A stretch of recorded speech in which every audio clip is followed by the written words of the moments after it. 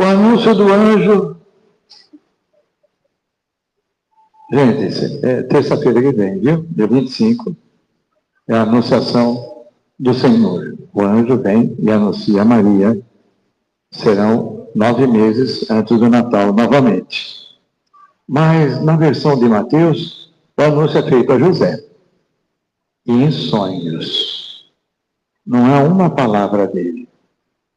Então, o Evangelho hoje narra que o anjo comunicou-se com ele em sonhos. Mas antes de dizer isso, diz que ele era um homem justo.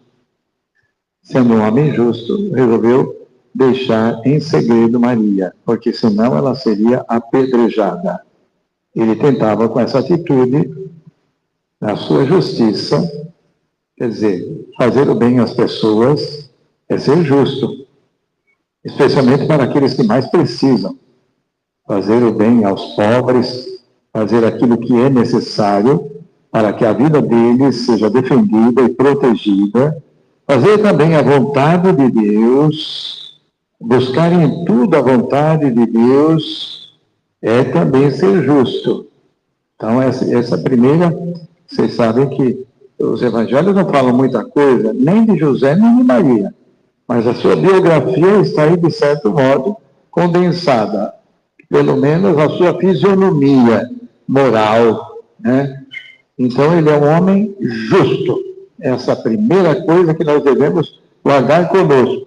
Se queremos fazer justo, quer dizer, justiça ao padroeiro que temos que trilhar o mesmo caminho. O caminho da justiça. De fazer ao bem às pessoas, de dar a ela aquilo que é direito delas também. Fazer a vontade de Deus e proteger o direito dos pobres. Esse é o caminho de José, é o caminho do justo, e deve ser de todo aquele que se sente protegido e amparado por José. A segunda faceta de José é que ele é um homem sonhador. Lembram-se do outro José no Antigo Testamento? Também era sonhador. E por causa dos sonhos dele, os irmãos queriam matá-lo. Lá vem o sonhador. Vamos nos apoderar daquilo que é dele. Vamos matá-lo. Né? Então, quem sonha corre risco nesse mundo. Sonhar com um mundo novo, novos céus e nova terra, onde reina a justiça, a paz. Não viram de novo Israel bombardeando a faixa de Gaza? Então, se você sonha com um mundo de paz, você é perigoso. Mas sem sonhadores, esse mundo não tem esperança. Então, José era sonhador. Ele deitou-se e sonhou. E Deus assim falou com ele. Então, Deus fala através dos nossos sonhos. Quando sonhamos, não só para nós, e como dizia Dom Helder, acordados de preferência. Porque o sonho que a gente sonha dormindo, fica lá, na cama. Mas o sonho que a gente sonha acordado, né? Sonhar o bem para todo mundo, sonhar que esse mundo é para todos, porque Deus criou todos e criou para todos esse mundo, então é um sonho perigoso, mas ao mesmo tempo dá esperança para o mundo. Se a gente sonha assim, nossa, o mundo vai ser melhor amanhã, se não é hoje. Né? Ele pode sempre ser melhor. Então essa é outra faceta de José. Ele é sonhador. E é por isso que Deus fala com ele. Então, se você sonha sintonizado com Deus, ele fala consigo também. A outra faceta dele é que ele é obediente. No final do Evangelho se diz, ao acordar, José fez tudo como lhe fora mandado. Obediência. Buscar em tudo, ao buscar em tudo a vontade de Deus, aquele que é justo, aquela que é justa, ele vai fazer a vontade de Deus. E a vontade de Deus nunca passa pelo ódio, pela maldade. A vontade de Deus só pode passar pelo amor, né? pela defesa da vida, pelo amparo da vida. Quando alguém ampara a vida de alguém, ali está alguém que é obediente a Deus. Porque às vezes a gente pensa a obediência só quando o pai ralha com a gente, ou a mãe ralha com a gente, dizendo, vai lavar a louça. Eu não tenho meu pai e minha mãe para falar isso para mim. E por isso que eu lavo a louça, porque eles não vão lavar também. E a gente aprende isso na obediência. Mas a obediência que comporta, que é mais importante, comporta e envolve toda a nossa vida, é a obediência a Deus. E nisso, José é outro exemplo para nós. Ao buscar em tudo a vontade de Deus e ao realizá-la em sua vida, ele foi um homem obediente. Fala-se muito de obediência na igreja hoje. E alguns bispos até protestam que o padre quer dialogar antes de obedecer. Agora me inventaram essa história de diálogo.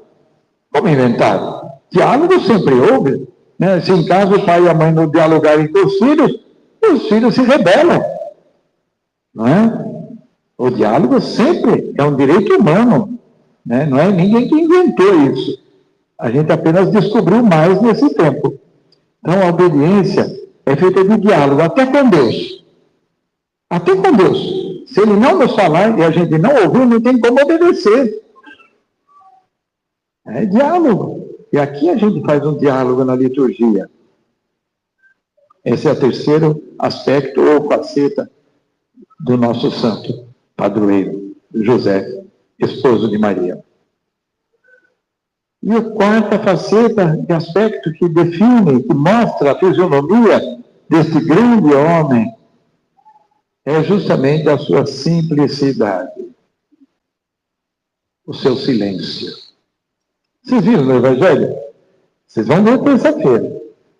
Na versão de Lucas, o anúncio do anjo, Maria dialoga mesmo, fala. Como vai se dar isso se eu não conheço homem algum? José fala alguma coisa no Evangelho de hoje? Nada. O silêncio dele é aterrador. Não é só no Evangelho de hoje. Em toda a narrativa dos Evangelhos que se menciona José, ele não diz uma palavra. É o homem do silêncio. Talvez isso seja um ensinamento para nós que vivemos num mundo tão barulhento, onde todo mundo fala ao mesmo tempo e ninguém ouve ninguém. Se não me ouve, o pai vai protestar. A mãe também. Se não ouve o seu pai e a sua mãe, carecemos do silêncio. É o silêncio que vai levar a gente à justiça, à bondade para com os outros, à obediência e também a sonhar também. Então, o silêncio é necessário. Houve um teólogo, no meu tempo de estudo ouvi falar dele, era um grande teólogo, e que disse assim, o silêncio é a plenitude da palavra. A gente pensa que a palavra precisa ser gritada, né? Que a igreja por aí fica gritando. Deus nem surdo não é. Mas a gente tem que aprender a fazer silêncio e ouvir o que ele tem a dizer. Deus tem a dizer. E José era um homem do silêncio. Um homem trabalhador, né? Por isso mesmo ele é protetor também dos carpinteiros e trabalhadores. Ele nos ajuda a entender que a obediência, a prática da justiça e tudo bem que podemos fazer nesse mundo passa pelo silêncio, pela audição. Sem silêncio não tem audição. A audição, sobretudo, da palavra de Deus. Então a gente vai aprender a fazer silêncio. Não é só na hora de rezar na comunidade, né? O silêncio é uma coisa importante diante do outro. Às vezes, a maior gentileza que podemos oferecer a alguém é o quê? Ouvir. Fazer silêncio. E para mim, particularmente, é difícil, porque eu sou um homem falante. Talvez entre vocês também tem outros assim. Então a gente precisa aprender a silenciar, como José. Porque ouvindo os outros, a gente pode ouvir também Deus que apela para nós. Ouvindo a sua palavra aqui proclamada na comunidade, Ele está a nos falar. Quantos santos, estando na igreja, ouvindo um certo evangelho, falaram, isso é para mim. no silêncio, ouvindo a palavra de Deus, despertaram para a fé, se converteram e se tornaram um exemplo, uma luz dentro da igreja. Então, vamos aprender a fazer silêncio diante do mundo barulhento, né, de tanta algazarra.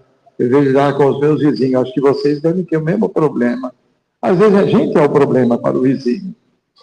Quando um não está gritando, é cachorro que está latindo. É o motor que está roncando. É um barulho tão grande que você não consegue. Você sai na rua, você fica desesperado e volta correndo para dentro de casa.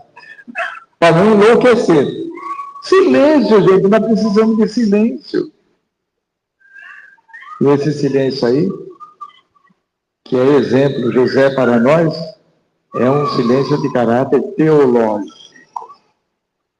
É audição de Deus, ouvir Deus. Ouvir Deus. Tem gente que vai fazer retiro e pensa que tem que cantar muito, fazer muito barulho.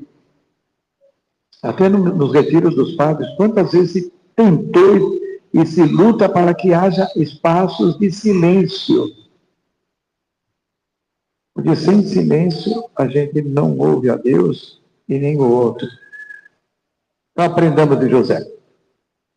A justiça, a obediência, sermos sonhadores e o silêncio. O silêncio.